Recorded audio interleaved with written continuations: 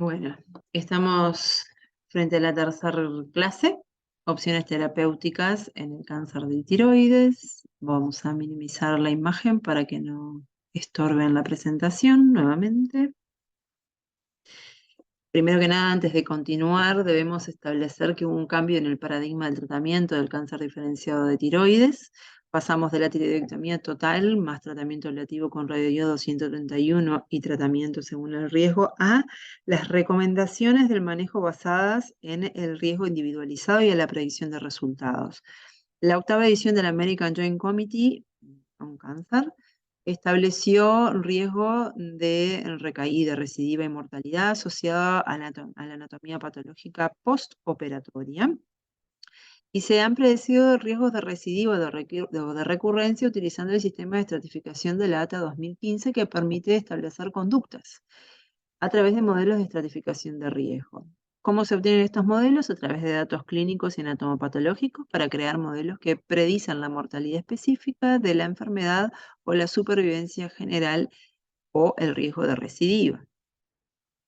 Entonces, el riesgo de recidiva estructural en los cánceres de tiroides se establecen a través de variables pronósticas. Por ejemplo, los microcarcinomas papilares de tiroides unifocales tienen un riesgo del 1 o 2%, en contrapartida de los carcinomas foliculares con invasión vascular extensa que tienen un riesgo de hasta un 55%. Entonces, la ATA lo que hace es establecer en el 2015 una escala en donde divide a los pacientes en bajo riesgo, riesgo intermedio o riesgo alto. Dentro de los de riesgo alto tenemos a los pacientes que tienen presencia de cualquiera de los siguientes ítems: invasión extratiroidea macroscópica, resección tumoral incompleta, metástasis a distancia, tiroglobulina sérica posoperatoria sugerente de metástasis porque viene en aumento, compromiso ganglionar con nódulos mayores a 3 centímetros y los cáncer foliculares con más de 4 focos de invasión vascular. A esto asocia la presencia de alteraciones mutacionales. Es decir, si contamos con un panel molecular que se pueda solicitar, las alteraciones moleculares asociadas como BRAF positivo, TER, PIK3CA, TP53 o la mutación de AKT1 para cualquier carcinoma papilar de tiroides hacen que el riesgo de estas lesiones sea alto. Algo nuevo mediante la implementación de estos paneles moleculares es que los microcarcinomas papilares de tiroides se pueden dividir en riesgo bajo o intermedio en función de la presencia de compromiso extratiroideo y o la presencia de alteración mutacional a nivel del BRAF B600E. Y eso establece también entonces conductas. La recomendación número 12 de la ATA frente a la citología maligna dice que si el resultado de una citología es diagnóstico de una neoplasia maligna primaria del tiroides, generalmente se recomienda la cirugía. Y es una recomendación fuerte, con una evidencia de calidad moderada. Sin embargo, la vigilancia activa se puede considerar como una alternativa en caso de microcarcinomas sin metástasis no infiltrantes, es decir, en los tumores de muy bajo riesgo, pacientes con alto riesgo anestésico quirúrgico, pacientes con baja expectativa de vida o pacientes que no sean pasibles a la cirugía por alguna enfermedad interna. ¿Cuáles son los objetivos de la terapia inicial en el cáncer diferenciado de tiroides? La resección quirúrgica, minimizar el riesgo de recurrencia de la enfermedad y la diseminación metastásica, facilitar el tratamiento posoperatorio con ablación mediante radioiodo, cuando corresponda, permitir una estratificación de riesgo conforme y precisa, permitir la vigilancia precisa a largo plazo y la recurrencia de la enfermedad y minimizar la morbilidad relacionada a un tratamiento.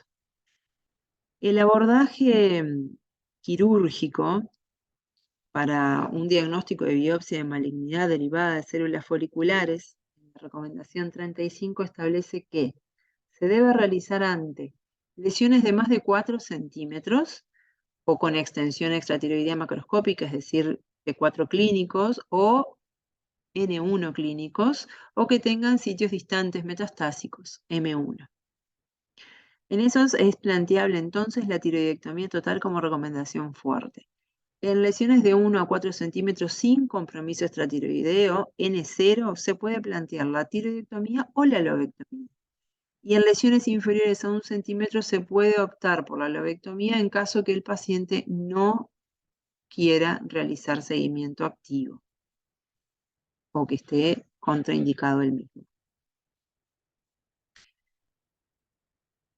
Ahora bien, ¿cuáles son las situaciones especiales?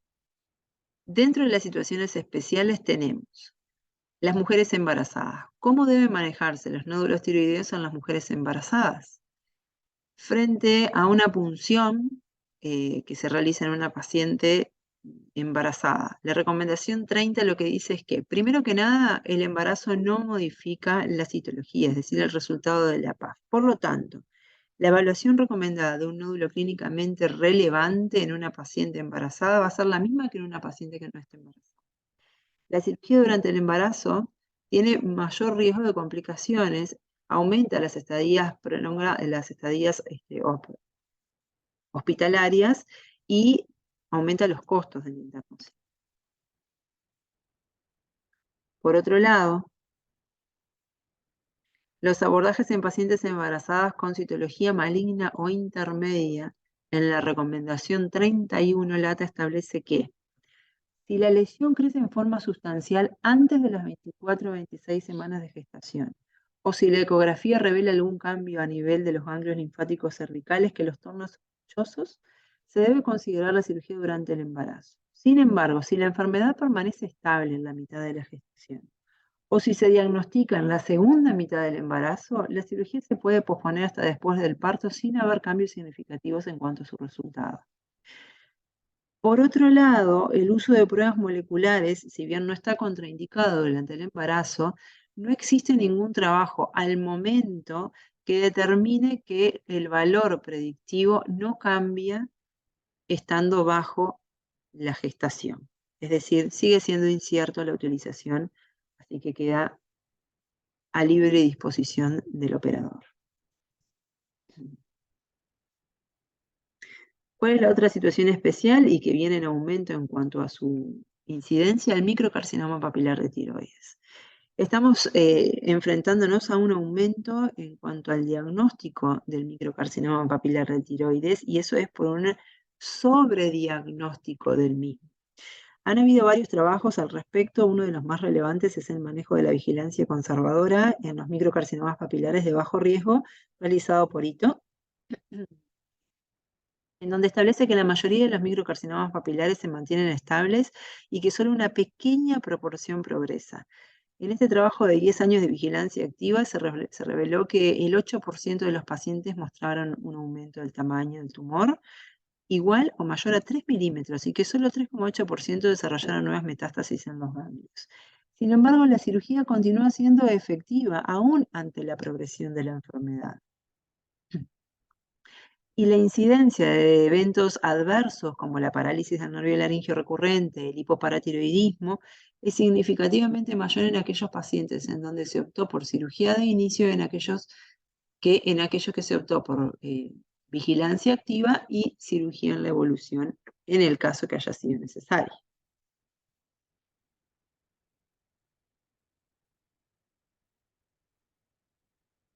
Entonces, ¿cuándo está planteable la vigilancia activa? Cuando los pacientes tienen lesiones de muy bajo grado, o sea, muy bajo riesgo, cuando podemos seguir a esos pacientes, cuando el paciente acepta la vigilancia activa y cuando no tiene contraindicaciones. Y se establecieron entonces cuáles fueron los pacientes ideales para esto. Los pacientes de edad avanzada con tumor solitario, intratiroideo de márgenes bien definidos, pacientes jóvenes, es planteable, en caso de enfermedades multifocales puede ser planteable, pero cuando no es adecuado la vigilancia activa, cuando está contraindicada, cuando tenemos metástasis ganglionares a distancia en el momento del diagnóstico, cuando hay signos o síntomas de invasión del nervio laringio recurrente o de la tráquea, cuando hay neoplasia maligna de alto grado en la citología, es decir, en las variantes en las variantes de células altas, por ejemplo, o en carcinomas pobremente diferenciados, y cuando pudimos realizarle un test molecular y se pudo tipificar la mutación BRAF B600C que convierte los microcarcinomas papilares de bajo a un riesgo intermedio o alto.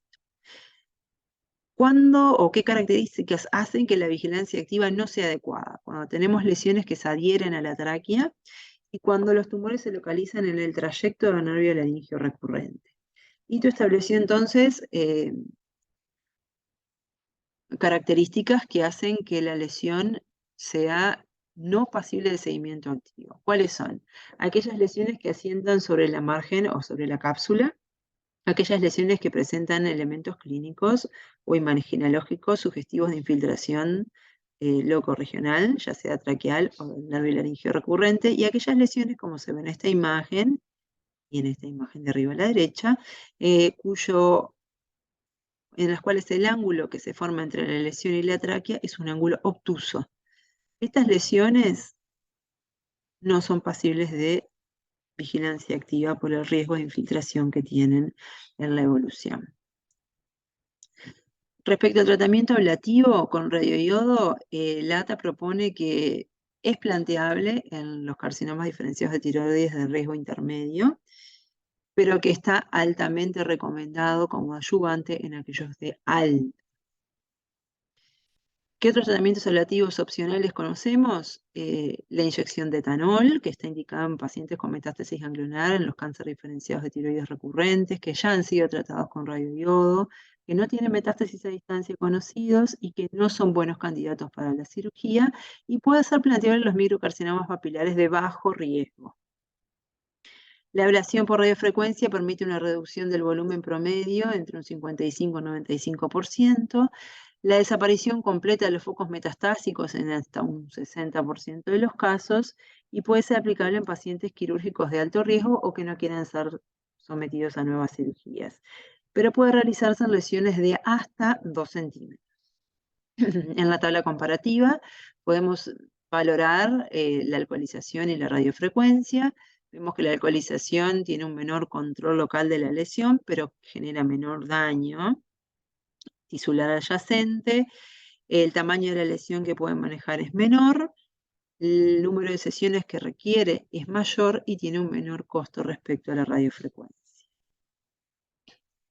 Estas tablas lo que permiten es evaluar cuál es la conducta frente a los carcinomas diferenciados de tiroides de bajo riesgo, en estos que han sido sometidos a tiroidectomía y en estos que han sido sometidos a disecciones terapéuticas y o profilácticas de grupo central. En cualquiera de los casos se hace seguimiento con tiroglobulina. Se evalúa la necesidad de radioiodo ablativo. En este caso, si se hizo una tiroidectomía subtotal, el remanente se puede ablacionar con 30 milicurie. En este otro caso, si tenemos un remanente tiroideo en la evolución o una recaída, se puede hacer tratamiento también ablativo o tratamiento adyuvante con 150 milicurie. Se realiza un seguimiento posterior con TSH y tiroglobulina y se evalúa la respuesta en ambos casos del punto de vista clínico, laboratorio, es decir, TSH, tiroglobulina y ecográfico. En los pacientes con riesgo intermedio que han sido sometidos a tiroidectomía total, no cambia mucho el seguimiento, se hace seguimiento en el postoperatorio de rutina con tiroglobulina, ecográfico, se puede hacer ablación del remanente en caso de requerirlo, con 30 milicurie es suficiente habitualmente, y el tratamiento adyuvante requiere la administración de 150 milicurie generalmente. Se hace un seguimiento inicial posterior con tiroglobulina, ecografía de cuello y se puede considerar o no la realización de una tomografía o incluso de un PET en caso del planteo de una recaída. Y se evalúa la respuesta y en función de eso la conducta de reintervención o ablación.